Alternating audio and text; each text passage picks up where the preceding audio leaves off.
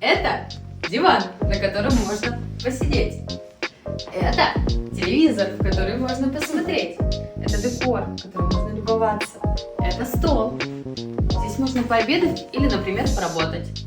А вот это вот кухонный гарнитур, где можно очень вкусно приготовить поесть. А это я, которая может вам помочь это все нарисовать, найти под бюджет, купить, привезти, установить и проконтролировать. Не забудьте сохранить это видео, оно будет полезным.